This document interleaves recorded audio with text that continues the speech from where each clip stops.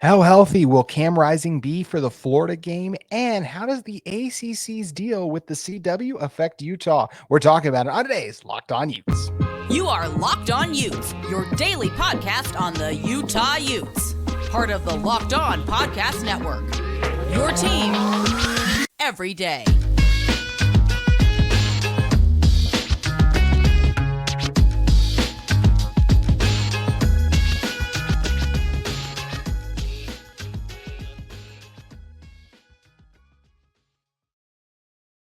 Hello, everyone, and thank you for making Locked On Utes your first listen every single day. We are available on all platforms, including YouTube and wherever you may get your podcast. If this is your first time joining us, make sure you guys like and subscribe. We're actually very close to 1,100 subscribers, so if you guys could like and subscribe, we'd appreciate that a lot. You can hit me up in the comments, and I try to interact with you guys as much as I can. You can follow our show on social media at Locked On Utes or my personal handle at JT Wistcill. My name is JT Wistcill, former intern inside the University of Utah Athletic Department. And on today's show, as I mentioned, we're going to be talking about some Cam Rising health stuff, also a little bit on the CW's deal ACC's deal with the CW and how that could potentially affect Utah and the Pac-12.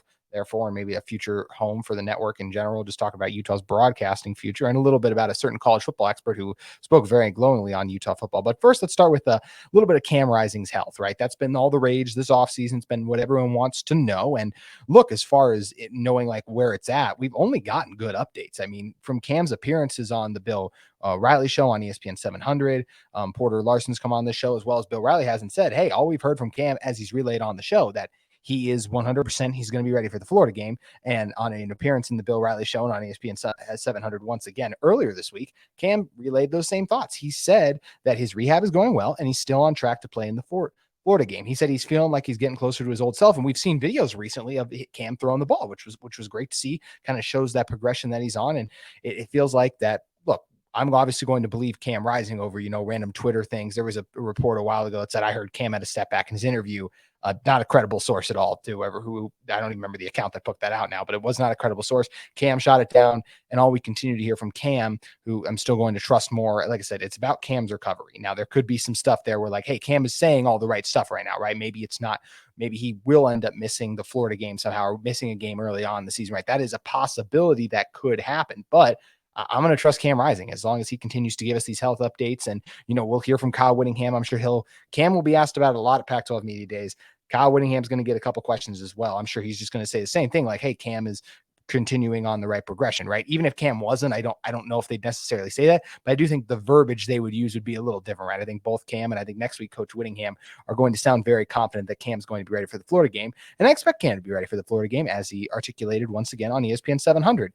But there is a question of how healthy he's going to be. And that's something that my fellow Locked On host of Locked On Gators, and Brandon Olson, said there is no shot that Cam would be in 100% for week one. Now, it's got some people going on social media.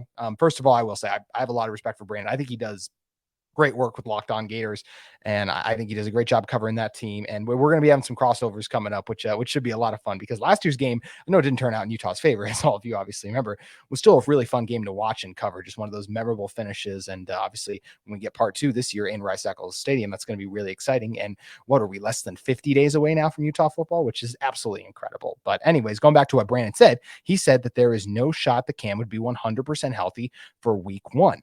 And honestly, I'm like, is he right? Is he wrong? Well, first of all, I'll say this, obviously, and Brandon would say this as well if he was on the show right now, right? Like, he is not in Cam Rising's camp. He's not speaking with Cam. He doesn't know where he's at in the recovery. So all we have to go on is that. But in terms of, is Cam going to be 100% for week one? Honestly, there's a good chance that Brandon is right about this. And I'll say that just looking at the past history of ACL recovery and injuries, and even looking at Cam coming back from different injuries, right? Let's dive into first let's talk about Cam Rising's injury a little bit. And then let's also peel back some of the layers and talk about just other, I couldn't find the stats on college ones. I tried to look up a couple college ones, but I did find some stats on NFL quarterbacks, their first game back from the ACL injury. And we can just look at their performance based on what we're used to from them and apply that to what we will expect from Cam Rising come the Florida game on August 31st. So first, let's talk about, he said there's no shot Cam would be 100% healthy for week one, right? Like, let's just, for example, Cam rushed for 91 yards on 7 carries versus Florida last year.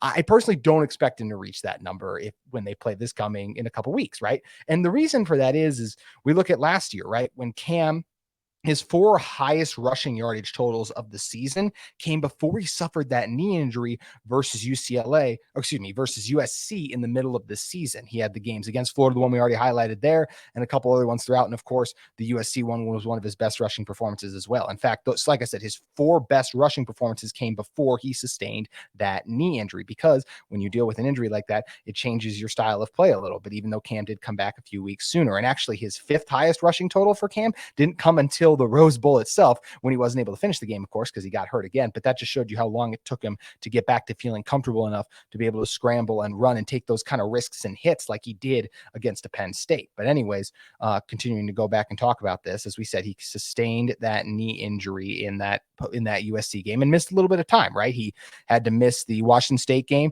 and then came back against Arizona and Stanford. And in Arizona, he had just 34 yards rushing. And then against Stanford, he had -7 yards rushing against Arizona and just 34 versus Stanford, just not the normal Cam Rising numbers we were used to pre the injury. And then even just for talking about his health, he didn't look right against Oregon. It was the worst game he's probably played as a Ute, and that just didn't look like the Cam Rising we were used to. So he was obviously hurt and hampered by it.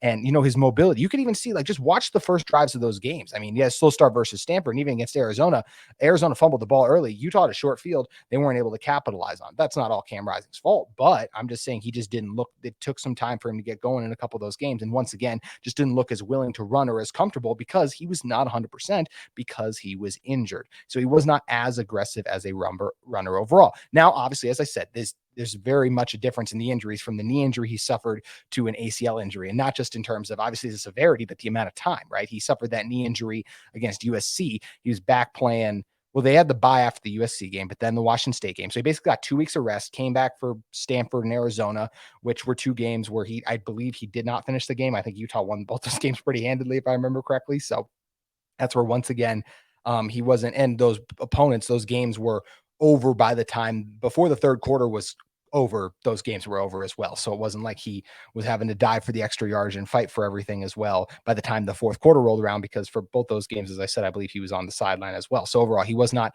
as aggressive as a runner. And like I mentioned too, it's a different injury and a different set of circumstances now, right? Because we're talking about that injury in which he played had kind of like like 3 weeks until he had to be ready to go for a game again, as he was against Arizona. With this ACL injury, he's got some time, right? So if you look at back January to now, when he's going to be coming back to playing his first game against September, that's a larger recovery time. But of course, this is a more serious injury. So that is something that's going to matter a lot when you're talking about his recovery and just how he's going to be. And look, when most quarterbacks come back from these type of injuries, they're not 100%, or they just don't look like themselves in the very first game. Now, and that's something in general too, right? Most college quarterbacks don't always look like themselves in the very first game they play in general. A lot of guys, it takes them a little bit of time to be and get to the best version of themselves. But especially when quarterbacks come off of injuries, it is very rare that we're like, man, he's back. I mean, that looks like him. Now, I think Cam's going to have those moments in the Florida game, but I do think there's a lot of truth to what Brandon's saying in terms of he won't be 100%, because I just don't expect him to rush and take some of those same risks we saw him take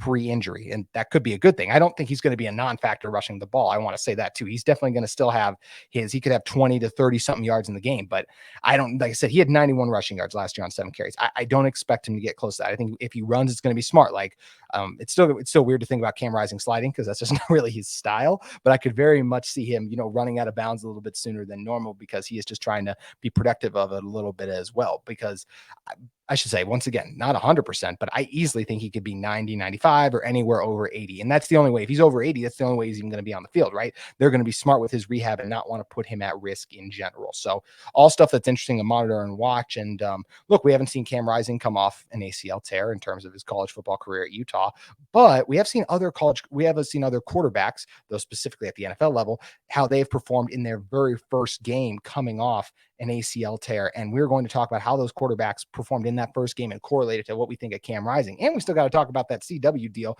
that the ACC just struck and how it could affect Utah. And we're talking about all that in just a moment. But first, I want to talk to you guys about our friends at eBay Motors. For a championship team, it's all about making sure every player is a perfect fit. It's the same when it comes to your vehicle. Every part needs to fit just right.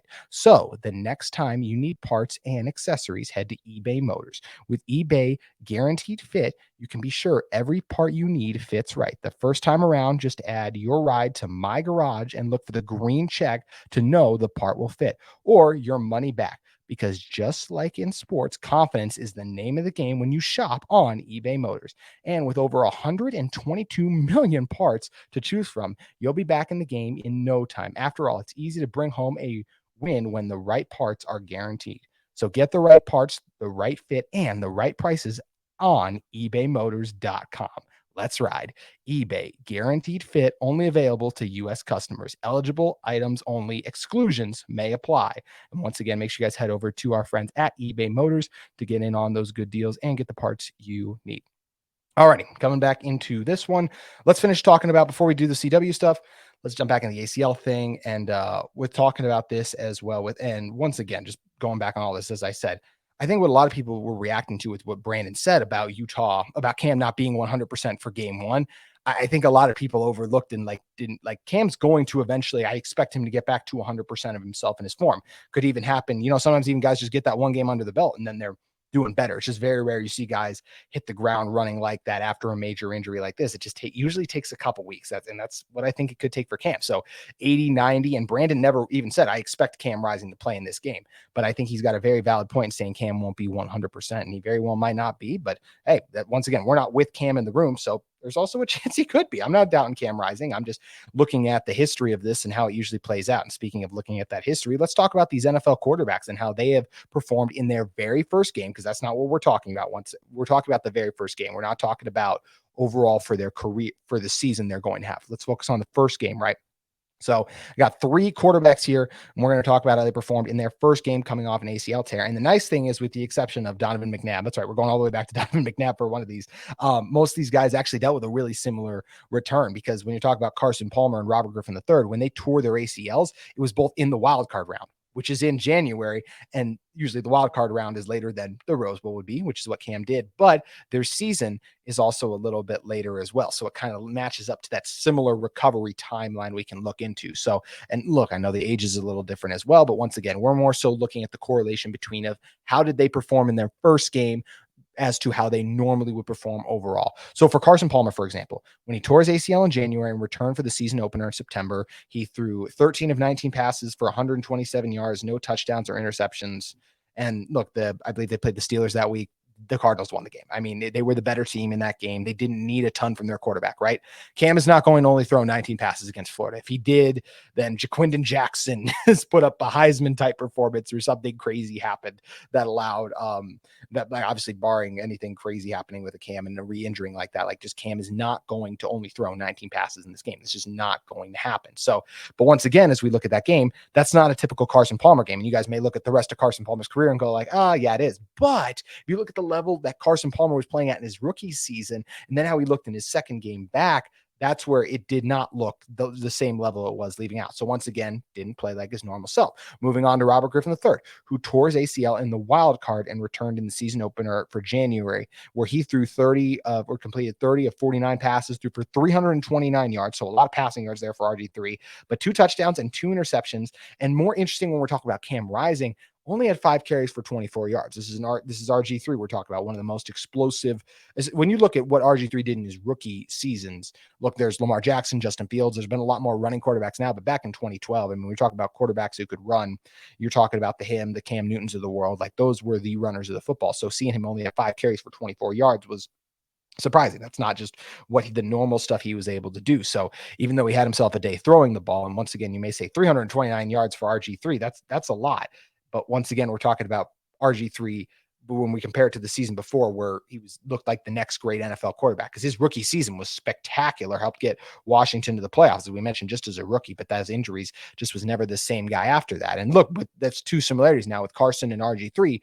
When they came back from their ACL, they weren't the same guy. So that is something that we'll see how that plays out for Cam over the course of the season. Can he get back to the same level he was at? I think those guys, more so Carson Palmer, I'd say, than RG3, showed flashes or games or potential of being that same guy. but maybe weren't able to put it all together. So that's where I'm hoping that Cam can be the guy who does put it all together and get back to that form. But once again, for the sake of this argument, we're focusing on just the first game. So moving on to Donovan McNabb, the last one, he tore his in week 11, so a little earlier. So, but week 11 in general, that's when you're talking about like late November, December-ish as well. So this is about it's saying about a month extra, which is still a difference, but around a month extra to recover overall. So in his first game back, threw for 184 yards on 15 of 33 with a touchdown interception, and also only had 4 carries for 9 yards. So once again, just not a normal Donovan McNabb. Nate, when you think of prime Donovan McNabb, you think of over 200 yards passing. Failed to reach that in this game. So all these guys, history would tell us that Cam will more than likely not be 100% or look like the best version of himself in his first game. At the end of the day, we won't know whether or not he's 100%. Kyle Whittingham can say one thing, Cam Rising can say one thing, but we will not know because we get to talk to Cam, but Cam gets to tell us whatever he wants, just like right now. And I believe what he's saying, that he's on the right timeline. But if he wasn't on a timeline, let's say, and I believe he is, he would be giving us kind of, those stereotypical coaches and players answers that we're like, oh, like he would say something like, yep, we're in a good place, maybe something like that. And which is even similar to what he said, but just something along the lines of like, not as definitive. He's made it pretty definitive that he expects to play week 1. He's been answered questions like that. And maybe if he wasn't on that track, I think he would answer those a little bit more unsure overall, but that's once again, not what he's done. So I expect Cam to be ready for the first game, but would he be 100%? I don't think so. I just, based on what we've seen from other quarterbacks, how they play, I just don't expect him to take the risks he took versus a Penn State or even versus a USC in the Pac-12 championship game, I'll say, or versus Florida last year. But I also say this, saying that I don't think he will be 100%. I don't think Utah needs him to make those same risks, because when you talk about the level of, then once I like Florida, I think Florida can be a good team. I think they are capable of coming in and beating Utah in Rice-Eccles Stadium.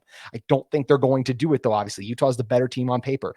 Every college football ranking site does have Utah higher than them for a reason. Something Brandon mentioned as well. This Utah team has a better roster on paper. Anything can happen over the course of a game, but Utah is favored to win this game for a reason, just like I believe they were favored last year at Florida still, because they still, looking at them overall, they are the better team. And if you look at them at the end of the season, Utah versus Florida, who was the better team? It was the Utah Utes. So that's where it'll be interesting to see if they can prove that they're the better team against Florida, as everyone expects them to be the better team. And that's what we're going to get to see play out. And because they should be the better team, I don't think they're going to need a Herculean effort from Cam Rising like we saw in the first game against USC in order for Utah to get a win in this one overall. So it's going to be fun and exciting to see how it all plays out. And once again, I'm just excited that we were only less than 50 days away from this game getting underway, because we've been talking about it once again for so long. And the truth is, we're only getting started talking about it on Locked On Utes as it inches and gets closer. But once again, not like really offended by what Brandon said, because it is going to be very hard for Cam Rising to be 100% for the Florida game. 80, 90%, all those things on the table will happen. I expect Cam to play, but I don't expect to see the Cam Rising barreling over guys like we've seen kind of in past seasons or even last year in the opener against Florida. But Utah might not need him to do that, or should not need him to do that, in my opinion, to win this game overall. So that's going to do it for that talk on this Utah-Florida game. But let's just do something else, and that's what the ACC did. And the ACC and the CW agreed to a broadcasting deal. And in this broadcasting deal, what they settled on and basically was they agreed to a deal with the CW to broadcast 50 football and basketball games per season through the 2026-27 season. The first broadcast will be Cincinnati versus Pitt on September 9th. So there's a lot to break down there, and it's something that I'm excited to break down in a moment. But first, I want to talk to you guys about our great friends at Bird Dogs. Bird Dogs make you look good. A Bird Dog stretchy khaki shorts are designed to fit slimmer through the thigh and leg, giving you a truly sculpted look. Bird Dog shorts do the exact same thing as Lululemon, but they fit way better. They fit way better than regular shorts, because those regular shorts, they're made of that stiff, restricting cotton that you don't like. But Bird Dogs, they fix this issue by inventing cloud knit fabric that looks just like khakis, but stretches so you get a way slimmer fit without having to sacrifice movement. Bird Dogs also use anti-stink sweat wicking fabric that keeps you cool and dry all day long.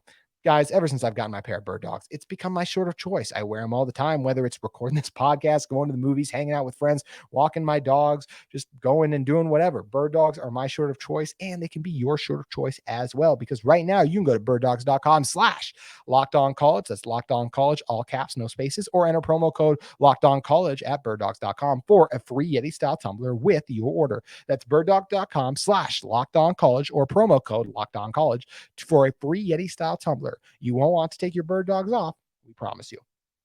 Alrighty, coming back in to briefly talk about this ACC and CW deal for broadcasting overall. What to me, what this deal is and what it means, I find it very interesting for Utah and for the Pac-12 in general, because as you will remember, there were rumors that the Pac-12 and CW were discussing a deal. At the time of that, I was not a fan of it, and I was not a fan because I just think the perception of the Pac-12 is already not great. And I think joining a network like the CW, who I like some CW shows, I do, but is viewed as a lesser network as compared to the Fox, the CBS, all those things. That's not my opinion. I just believe that is what people, I firmly believe if you ask people, like, what are the most prestigious networks to have your games on? All of those would come up before the CW would. So that's why I was more down on the CW. But look, I don't know what was going to happen with these games for the ACC. I think it's a smart move for them as a conference to try to prioritize and do it. And I also think the ACC's brand's in a little bit of a better place. So I think they can sell this a little easier than I think the Pac-12 could overall. So I don't think it's a bad move for the ACC. Once again, I think the optics for the Pac-12 wouldn't have been great. And I'd still rather have Pac-12 games on streaming, which I know can potentially hurt the viewership because more people have access to the CW than they do to a streaming service you have to pay for. But I just feel like there's something innovative about a streaming service. And once again, just with how like popular an Amazon or an Apple TV are becoming, I still think a lot of people would view those games. I just don't think that's something that would suffer. And, obviously they're still in conversation with ESPN too. So we still have no idea when the media rights deal is going to get done, but I'm not really overreacting to a CW deal. I don't think it's like, oh my man, Utah needs to get out of the Pac-12. Does it hurt the Pac-12 in negotiations? I mean, potentially, right? Like it's another team where it's like, well, you're offering this. Well, we could take this offer and go to the CW. And look, the CW is only doing 50 games for football and basketball a year. They're still going to have a lot of room for other sports if they choose to. So that's where they could still potentially do that. I just don't know if the leverage would be as the same. So I'm curious how it affects the negotiations, but my position hasn't changed. The Pac-12 football on CW, I just think it's a bad look for the conference that has struggled with their image overall. I think the ACC will be okay because they're in a better position for it overall. And I'd also be interested to see what types of ACC games are on the CW too. Is Clemson going to play on the CW? I'm not sure about that. I think we'll see Clemson on ESPN and all the other major kind of places we usually see the ACC football played. I just don't know if they'll see that. And like I said, for me, I would still rather Utah go in another direction, the Pac-12 go in another direction, but I still have confidence in them to get a media rights deal done that is fair. But it's definitely slipping away the longer this thing drags on. It's going to be very interesting to see by the time media day rolls around what this all looks like in general. Very last thing I want to talk about really quick is that Greg McElroy on his own college football podcast is very high on Utah. He has Utah at 9 in his top 25 preseason rankings, has him above USC, has him above Oregon, a slew of other college football teams. And first of all, I think this is a great placement. I think 9 is right in the wheelhouse for where Utah is. If I'm doing my personal ranking, I haven't done like a preseason one yet. I think there's a really good chance I might have Utah in the top 10 too, even if not in the top 10, top 15, right? Because I mean, even just look at it, and look, I'm the Locked On Utes guy, right? Like, what do I know? But what does Greg McElroy know? Guy who played college football, I think a pretty good amount. So here's what he was saying about it. He said the one thing holding Utah back to him was I need to know if Cam will be involved in the quarterback run game, which is exactly what we were talking about earlier with what Brandon said, right? Is he going to be the power short yardage guy he's been in the past? My answer to that is potentially, my bad, not potentially, eventually, potentially, if you wanted to play a little wordplay there, he's going to be that guy. I just don't think it'll become on early. It'll come on over time. But one guy you do expect to start hard is Jaquindon Jackson. And Greg McElroy said too, after watching the tape, this guy's legit. He said he's all in on Jaquindon Jackson. And I think you watched Jaquindon last year. Like, it doesn't look like a fluke. It's not a fluke. And I'm excited to see what Jaquindon can do. I think he's going to explode. He also mentioned that you lose CP3 is a loss, obviously, but when you got guys like Miles Bradle, JT Broughton, Zamaya Vaughn coming back, who excelled last year for this Utah team, that it's not as bad of a loss as it could be. He even shouted out to Nate Ritchie and just talked about how, look, this is a Utah team that they'll replace guys. And he's always like, how are they going to replace this guy? And Kyle Whittingham and his staff always find a way to replace him, which I think is something that's really cool too. And he also talked about too, look, that Utah just being a contender, as I said, they're a second overall team, only behind Washington, which if you've listened to the show too, you guys know I think Washington could be really good this year with Michael Penix. So I think that is not a bad thing too. If this wasn't such a loaded schedule, because he has Utah, and he even says like Utah's a contender to me. If this wasn't such a grueling schedule, if Utah caught a break this year, maybe a little bit, maybe the non-conference slate was Florida at home, San Diego State at home or on the road, and then some combination of like, or maybe let's do like a BYU on the road, because I do think Utah is better than BYU this year. And then you get your Weber State and then your normal Pac-12 slate, maybe in a normal year and not this year when the conference is loaded with quarterbacks and there's so many teams that won over 8 games last year. That's where I think that Utah could be in a great position to potentially make the college football playoff. But their schedule just makes it too difficult this year with how loaded the conference is. But I do think if you put this Utah team in, maybe let's say, gosh, I think like the 2019 Utah team, I think there's a chance that this Utah team, if they had the 2019 Utah's team scheduled, would go into that game against Oregon with a similar position and would maybe even have a chance to beat that Oregon team too and fare better against Utah. Although that 2019 Utah team dealt with the Julian Blackmon injury that kind of changed the complexion of that game too. So there's lots of things there. But overall, I just think if you gave this Utah team a more favorable schedule, I think they would have a chance to make the college football playoff. But with this schedule, it's going to be hard to not to lose 2 games. And that's not even with including a Pac-12 championship in the mix. So that's where it's going to be a fun and grueling schedule, but it's going to be fun to watch. And it's cool to hear people like Greg McElroy, who played the game at a high level, know the game, analyze the game, go to games weekly at a high level, have this respect for Utah.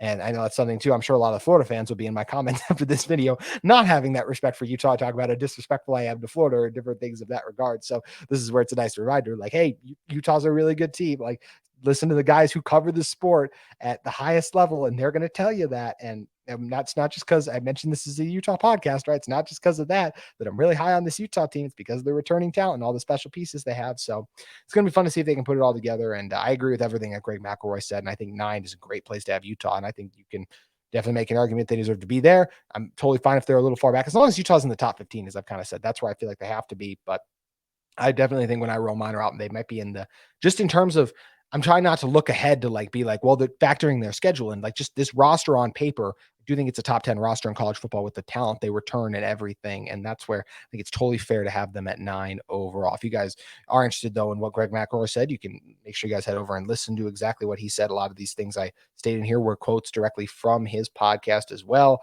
So make sure you check that out. And also, if you want to hear from yourself how Cam Rising's doing, ESPN 700 had the interview with Cam Rising, so you can listen over there and continue to go support Brandon Olson, right? This is going to be a fun rivalry you have going back and forth over the next couple of weeks, where we continue to take these slight little jabs at each other's programs, because that's what you do when you have 50 days, less than 50 days away from building up a game, but still the first game of the season is still a long ways off. You build up these rivalries and have these kind of discussions. So it's fun going back and forth there. And yeah, it's going to be fun to continue to talk about. And as I mentioned, we are eventually going to have Brandon on do a lockdown type crossover thing before the week of the game. Even in the next couple of weeks, I'll get with Brandon as well. And I think that'll be a lot of fun episodes. So look forward to you guys tuning into that one. Also, hope you guys have a fantastic weekend. And once again, thank you as always for making Locked On Utes your first listen every single day. And like, subscribe, rate, review on Apple Podcasts, whatever it is. Hope you guys have a fantastic weekend, and we'll see you next week. As always, go Utes.